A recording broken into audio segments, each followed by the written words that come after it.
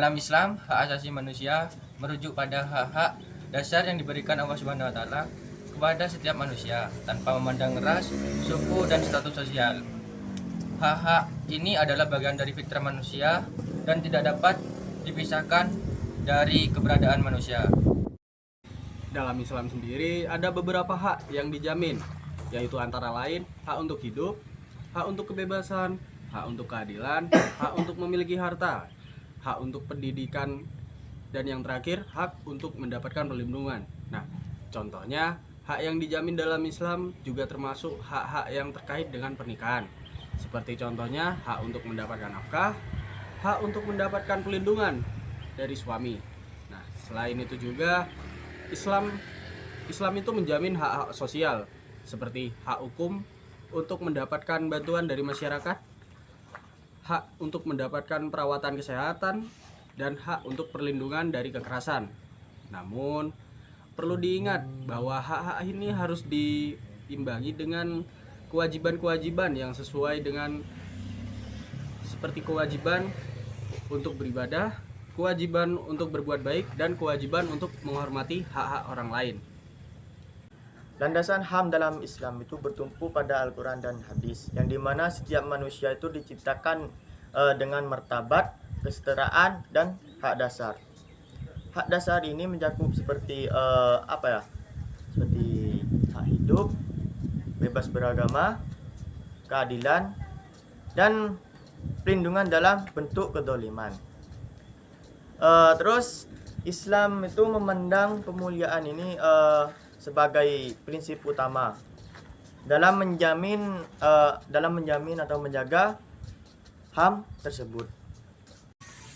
Prinsip hak asasi manusia yang sering juga disebut dengan HAM dalam Islam didasarkan pada ajaran Al-Quran dan hadis Nabi Muhammad SAW. Berikut beberapa prinsip HAM di dalam Islam. Yang pertama ada martabat manusia. Islam mengajarkan bahwa setiap manusia memiliki martabat dan kehormatan yang sama di hadapan Allah. Yang kedua, keadilan. Islam memerintahkan umatnya untuk berperilaku dengan adil dan tidak menjalimi orang lain. Yang ketiga, kesetaraan. Islam mengajarkan bahwa setiap manusia sama di hadapan Allah, tidak ada perbedaan antara ras, agama, jenis kelamin, atau status sosial, dan lain-lain. Yang keempat, kebebasan. Islam memberikan kebebasan kepada manusia untuk memilih antara yang baik dan antara yang buruk. Pengertian demokrasi dalam Islam. Dalam Islam, demokrasi dipahami sebagai sistem yang memberi kebebasan, keadilan, dan tanggung jawab bersama dalam menentukan urusan masyarakat, namun tetap berlandaskan pada nilai-nilai syariat, yang artinya kebebasan manusia dijalankan dalam batas-batas hukum Allah Subhanahu wa taala. Prinsip demokrasi dalam Islam tidak disebut demokrasi secara langsung dalam Al-Quran, tetapi diwujudkan melalui beberapa nilai pokok, yaitu yang pertama ada musyawarah. Islam menekankan pentingnya mengambil keputusan dengan berunding dan mendengarkan pendapat semua pihak. Hal ini sesuai dengan firman Allah Subhanahu wa taala dalam Quran surat Asy-Syura ayat 42, yang artinya setiap keputusan dalam masyarakat hendaknya dibuat dengan kesepakatan bersama, bukan paksaan. Yang kedua ada keadilan. Demokrasi Islam menegakkan keadilan bagi semua orang tanpa membedakan status sosial, suku, maupun agama. Allah memerintahkan dalam Quran surat An-Nisa ayat 4.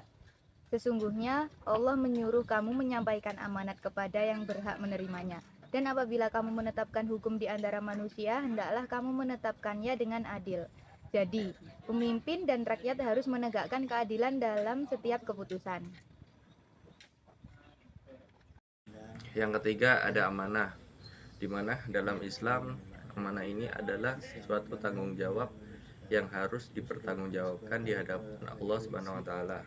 Seperti contohnya, para pemimpin tidak boleh menyalahgunakan kekuasaannya untuk kepentingannya sendiri, karena mereka hanyalah suara rakyat yang diberikan tugas untuk menyampaikan pendapat rakyat. Yang keempat, kebebasan berpendapat. Islam memberikan ruang kepada setiap orang untuk menyampaikan pendapatnya, yang dimana pernah dilakukan oleh Rasulullah SAW dulu. Beliau sering melakukan musyawarah bersama dengan para sahabat, dan beliau sangat menghargai pendapat-pendapat yang telah diberikan oleh para sahabat tersebut. Sudah. Yang kelima yaitu perlindungan. Islam memerintahkan umatnya untuk melindungi hak-hak orang lain, terutama yang lemah dan tidak berdaya. Yang keenam yaitu tidak diskriminasi. Artinya Islam melarang diskriminasi berdasarkan ras, agama, jenis kelamin, dan status sosial. Yang ketujuh yaitu hak untuk hidup. Islam menjamin hak untuk hidup dan melarang pembunuhan yang tidak adil. Yang kedelapan yaitu hak untuk kebebasan beragama. Islam memberikan kebebasan kepada manusia untuk memilih agamanya sendiri. Pada saat yang sama, Islam mengajarkan bahwa pengambilan keputusan harus melibatkan partisipasi masyarakat melalui musyawarah dengan pemimpin yang adil, amanah, dan tidak sewenang-wenang. Dengan demikian, HAM dan demokrasi dalam Islam merupakan konsep yang saling melengkapi. Islam menjaga hak-hak dasar manusia dengan mendorong tata kelola yang adil, partisipatif, dan menghargai kebebasan secara bertanggung jawab. Hubungan HAM dan demokrasi dalam Islam. Dalam Islam, HAM dan demokrasi dipahami sebagai satu kesatuan prinsip yang menegaskan bahwa setiap manusia memiliki martabat dan hak dasar. Hak-hak manusia seperti hak hidup, hak berpendapat, dan hak beragama harus diperlakukan secara adil, karena hak tersebut merupakan anugerah dari Allah Subhanahu wa Ta'ala, sehingga tidak boleh dilanggar oleh siapapun. HAM dan demokrasi dipahami sebagai satu kesatuan prinsip yang menegaskan bahwa setiap manusia itu memiliki martabat dan hak dasar yang dimana itu wajib dihormati. Kemudian sekaligus bahwa urusan kehidupan bersama harus dijalankan dengan musyawarah,